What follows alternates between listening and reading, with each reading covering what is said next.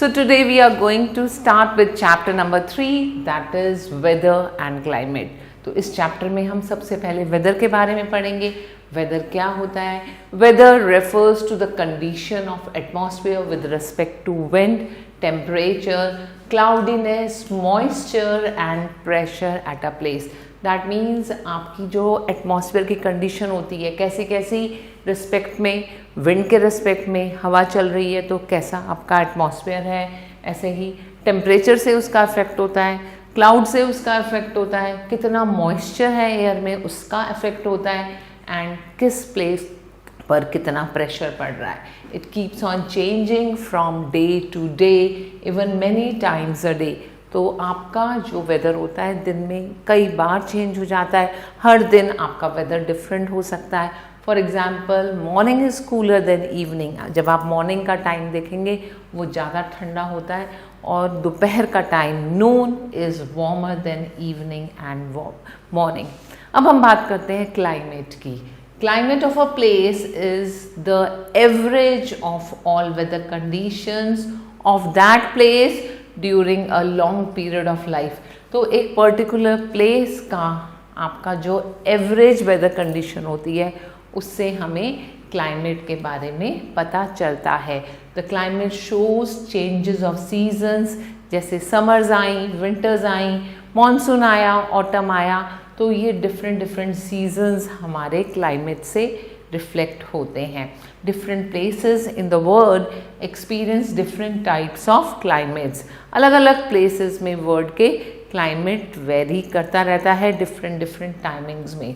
In some places the climate is very hot in summers and very cold in winter.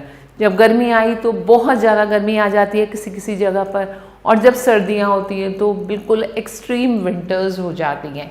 And this is called extreme type of climate. The places that are neither very hot nor very cold have a temperate type of climate. और कुछ places ऐसे होते हैं ना जहाँ पर बहुत ज़्यादा सर्दी होती है ना बहुत ज़्यादा गर्मी होती है. We have more to know. India has monsoon type of climate, and to know the climate of a place we have to take into account the temperature, atmospheric pressure, rainfall and the direction of winds. तो इन सब चीज़ों से हमें पता चलता है कि किसी प्लेस का कैसा क्लाइमेट है.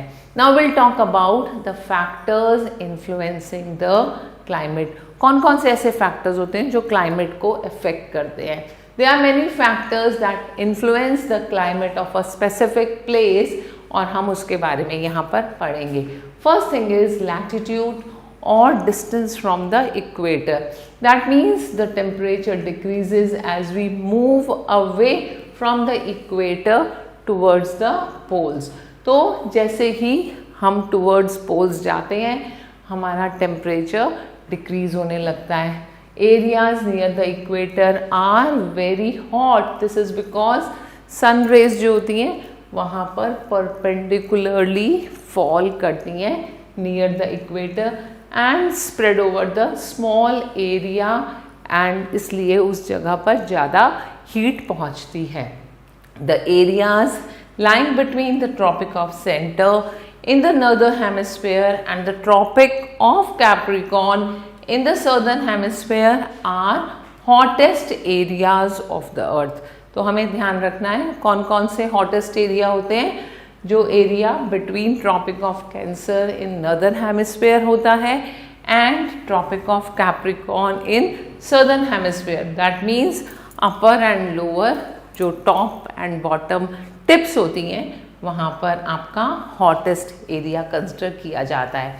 This part of earth is called torrid zone, और इसलिए हम इस पार्ट को टॉरिड जोन बुलाते हैं. तो हमने यहाँ इमेज में क्या देखा. This is north pole, this is south pole. ये ट्रॉपिक ऑफ कैंसर है और ये ट्रॉपिक ऑफ कैप्रिकॉर्न है. तो यहाँ पर हमारी जो रेज फॉल कर रही हैं ये स्लैंटिंग रेज आ रही हैं, बट यहाँ जो सन रेज आ रही हैं बिल्कुल इक्वेटर के पास ट्रॉपिक ऑफ कैंसर और ट्रॉपिक ऑफ कैप्रिकॉर्न के बीच में ये डायरेक्ट रेज आती हैं. तो इसलिए इस एरिया का जो अर्थ का पार्ट है वो हमेशा हॉटेस्ट पार्ट होता है। Towards the pole the sun rays fall slanting and spread over much larger area. इधर और इधर ये स्लैंटिंग रेज आ रही हैं, इसलिए वो लार्जर एरिया में स्प्रेड हो जाती हैं और इसलिए heat gets distributed. These regions are not very hot. The areas lying between Arctic Circle and North Pole is cold. तो ये वाला एरिया जो है आर्कटिक सर्कल और नॉर्थ पोल के पास जो एरिया है वो कोल्ड एरिया होता है और इस जोन को हम बोलते हैं north frigid zone. And the area lying between Arctic circle and the south pole, यहाँ पर साउथ पोल और आर्कटिक सर्कल का जो पार्ट होता है उसको हम बोलते हैं साउथ फ्रिजिड जोन और ये पार्ट भी बहुत ज़्यादा ठंडा होता है। Now in between frigid zone and torrid zone there lie two other zones, जो ऐसे जोन होते हैं ना तो बहुत ज़्यादा ठंडे होते हैं और ना बहुत ज़्यादा गर्म होते हैं और हम इनको बोलते हैं टेम्परेट जोन। तो यहाँ पर हमारा नॉर्थ टेम्परेट जोन आया और यहाँ पर हमारा साउथ टेम्परेट जोन आया। तो नॉर्थ वाले को हम बोलते हैं नॉर्थ टेम्परेट जोन और साउथ वाले पार्ट को हम बोलते हैं साउथ टेम्परेट जोन, जो हमारा आर्कटिक सर्कल और ट्रॉपिक ऑफ कैप्रिकॉर्न के बीच का पार्ट होता है। This is clear that the climate differs from place to place and we can find the climate of a place by knowing the distance of that place from the equator. तो equator से आपका उस particular place का कितना distance है उससे उसका temperature पता चलता है। देन सेकेंड इज एल्टीट्यूड और height above the sea level. This also affects the weather, the temperature of a place. The temperature decreases with increasing the height above the sea level. The higher the place above the sea level, the cooler it is. इसका मतलब आप सी level से जितना ऊंचाई पर जाएंगे आपका उतना ही प्लेस कूलर हो जाएगा। This means the places with higher altitude have cold climate. जैसे आप हिल्स पर जाकर रहते हैं तो वहाँ पर वेदर ठंडा होता है, while those with low altitudes have hot climate. As we know, the higher from the lower surface of the earth, the layer of air becomes thinner and it absorbs less heat.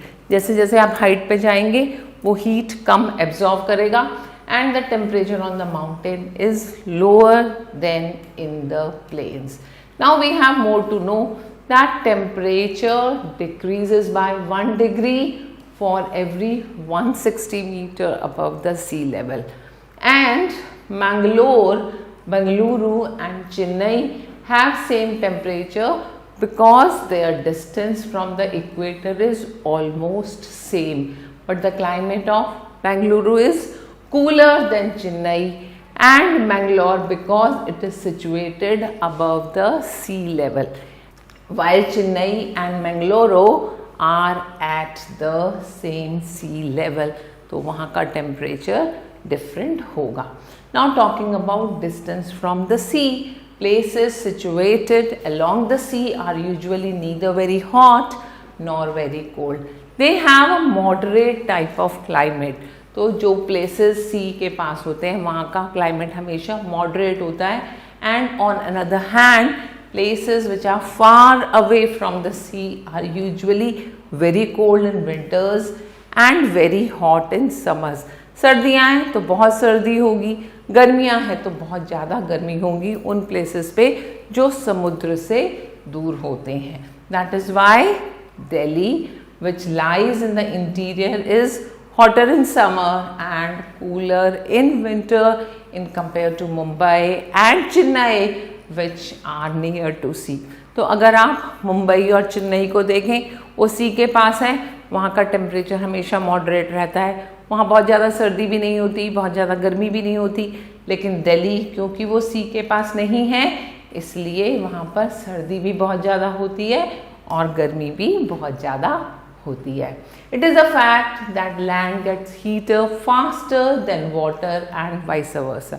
तो जब आप अर्थ पर होते हैं और अगर आप water में होते हैं तो वाटर के कंपेयर में अर्थ बहुत ज़्यादा जल्दी गर्म हो जाता है and because of this fact during the daytime the land near the sea gets heated faster than the sea water.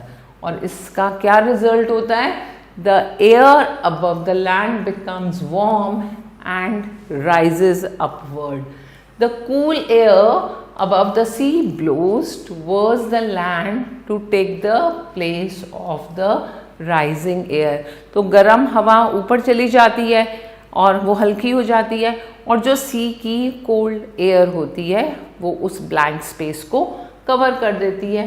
And this causes sea breeze during the day. It brings down the temperature of the place near the sea. तो इसलिए समुद्र के पास का जो land होता है उसका temperature normal हो जाता है. ये लैंड है और इस लैंड पर हीट आती है, गर्म हवा ऊपर चली गई और इस एयर को जो ठंडी हवा होती है वो ये वाला प्लेस ऑक्यूपाई कर देती है. ये सी ब्रीज से ये जगह ठंडी हो जाती है. On another hand, at night, the land cools faster than the sea water, which is warmer than the land. That means अब जब आपका वेदर रात को थोड़ा ठंडा होता है तो आपकी लैंड अर्थ जल्दी ठंडी हो जाती है, and the air above the sea is also warm and it rises upward. As a result, the cool air from the land blows towards the sea to make the place of rising air, and that causes land breeze at night. It increases the temperature of places near the sea. तो क्या होता है, इस land पर जो हमारी cold bridge होती है वो चली जाती है सी पर और सी की वार्म एयर ऊपर उड़ जाती है, एंड इससे हमारी लैंड ब्रीज कॉज होती है. अंडरस्टूड. अब हम बात करते हैं डायरेक्शंस ऑफ द विंड्स की. जो मूविंग एयर होती है उसको हम विंड बोलते हैं, and the uneven heating of land and water gives rise to winds also called air currents. The direction from which the wind blows determines whether the wind will be cool or warm. तो आपको ये पता चलता है कि किस direction में wind जा रही है और उससे ये भी पता चल जाता है कि आपकी विंड कूल होगी या वार्म होगी. The wind blowing from the direction of low temperature will be cool, and if it is blowing from warm place तो ऑफ कोर्स वो आपकी गर्म होगी. जैसे हॉट डेजर्ट्स के एरियाज है, वहाँ पर डेजर्ट्स हॉट होते हैं इसलिए आपकी विंड होगी वो भी वार्म होगी. Cold winds help to bring down the temperature of the place, and warm winds increase the temperature, making the weather warm, जिससे आपका वेदर गर्म हो जाता है. अब हम बात करेंगे ह्यूमिडिटी की और रेन्स की.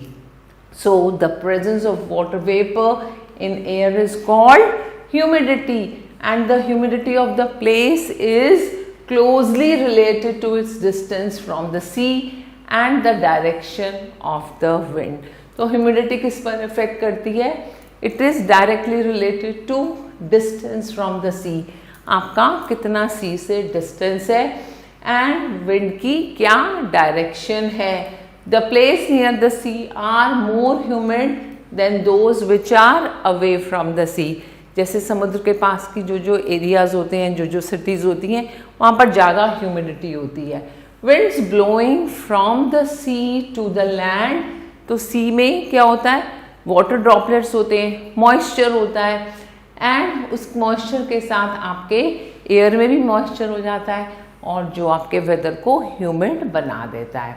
The amount of rainfall also influences the climate of the reason.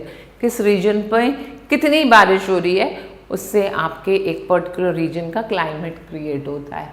Places near the coast receive more rains than places which are far away, resulting a decrease in the temperature of the places. Sometimes the air is very cold and the water vapors in the air freezes into snow. तो बहुत बार इतनी ठंडी हो जाती है कि वो air snow में कन्वर्ट हो जाती है. Sometimes moist winds face an obstacle like a mountain. When this happens, the moisture falls as rain mainly on the slopes facing the sea from which the wind comes, and the land on the other side of the mountain is often dry. तो दूसरी side में जो आपका land होता है वो अक्सर dry होता है माउंटेन के दूसरी टाइप में, and sometimes wind blows from the land to sea. तो लैंड से सी की तरफ विंड ब्लो करती है और उन विंड्स को हम बोलते हैं dry winds because they have comparatively little moisture. अगर सी से विंड ब्लो हो रही है तो उसमें मॉइस्चर होगा, और अगर लैंड से विंड ब्लो हो रही है तो उसमें मॉइस्चर नहीं होगा. Now we come to recap. हमने अभी तक क्या क्या सीखा है. सबसे इंपॉर्टेंट चीज weather. Weather is the atmospheric condition of a place at certain period of time. और क्लाइमेट क्या होता है. Climate of a place is the average of weather. The climate of a place किस पर डिपेंड करता है. Altitudes, distance from the equator और humidity के ऊपर. And places near the equator have comparatively weather which is warmer than which are far away from it. Places situated at height above the sea level are comparatively cooler. तो जितना height होगा उतना cold place होगा. And places near the sea are humid than those in the interior. Wind causes changes in the climatic condition of a place. और अब आते हैं हम क्वेश्चन आंसर्स पर. तो आपने यहाँ पर fill ups, true false, multiple choice, ये मैचिंग्स, ये सब क्वेश्चंस को करना है and then you are going to do these questions. आपको हमने चैप्टर बहुत अच्छे से समझा दिया. अब इन क्वेश्चंस को आप खुद ट्राई करेंगे. Right. Thanks for watching and will meet with the next video.